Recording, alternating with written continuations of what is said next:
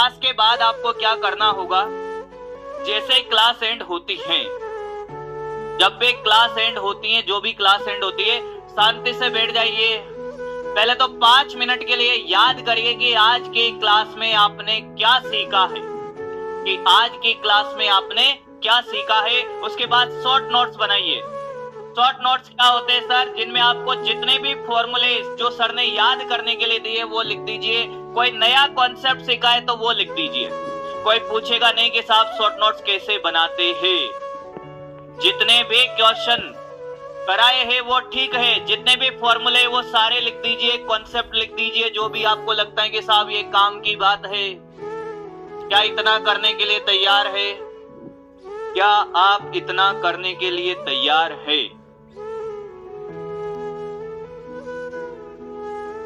Clear है?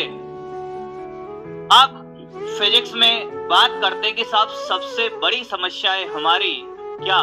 Basic maths. Sir आप किस तरीके से बेसिक मैथ्स पढ़ाओगे ये बता दीजिए हमें, कि कैसे बेसिक मैथ्स की कहानी चलेगी सर। मैंने कहा उसी पे बात कर रहा हूं बेटा।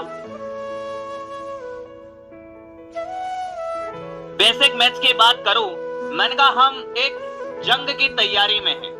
किसमें है? एक जंग की तैयारी है जो पूरे साल भर चलेगी, पूरे साल भर चलेगी पूरी की पूरी ये जंग। हमें सिर्फ आज के लिए मोटिवेट नहीं रहना है, हमें अंत तक लड़ना है, क्योंकि जो अंत तक लड़ेगा जीतेगा वही, जो अंत तक लड़ेगा जीतेगा वही। बेसिक मैथमेटिक्स में क्या क्या चीजें होती है? ये हथियार है युद्ध के। बहुत सारे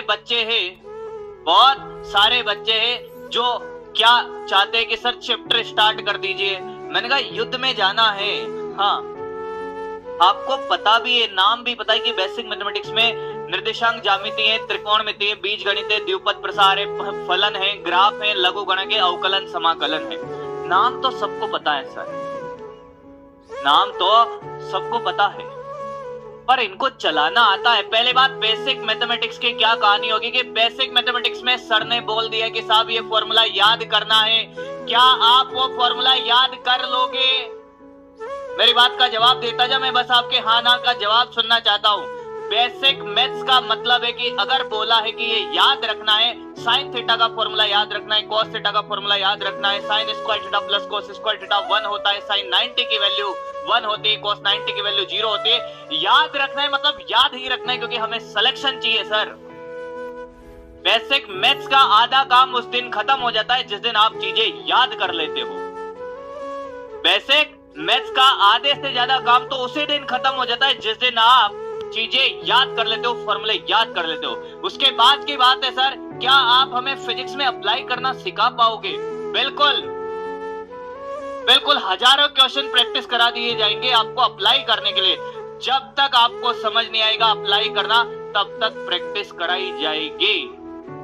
फिजिक्स में अगर सिलेक्शन आपका रुकता है, उसका मैक्सिमम रीजन होता है कि सर कॉन्सेप्ट तो समझ आ ही जाता है भाई, किसी वस्तु को धक्का देना या खींचना बल कहलाता है, पर बल की कैलकुलेशन के लिए आपको मैथ्स आनी पड़ेगी मेरे भाई, मैथ्स आनी पड़ेगी। तो ये बेसिक मैथ्स की कहानी है। सबसे पहले बेसिक मैथ्स बिल्कुल सीक्वेंस वाइज, जैसे प्लानर मिला है वैसे ही हम चलने वाले हैं, जैसे हमें प्लानर मिला है वैसे ही हम चलने वाले हैं। पर मुझे छोटे मोटे कैलकुलेशन आपसे करवानी है साहब। एक एक चीज आपको फेल करा दी जाएगी, चिंता मत करिए। एनसीईआरटी वगैरह सब कुछ इंक्लूड रहेगा अपने नोट्स के अंदर। एनसीईआरटी, पीवाईक्यू, एमसीक्यू सब कुछ, हर चीज मिलेगी आपको। और मेहनत करने के लिए आपको तैयार रहना है।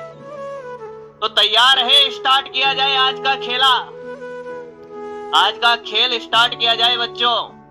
कमेंट कर दीजिए एक बार फटाफट से, कुछ आपका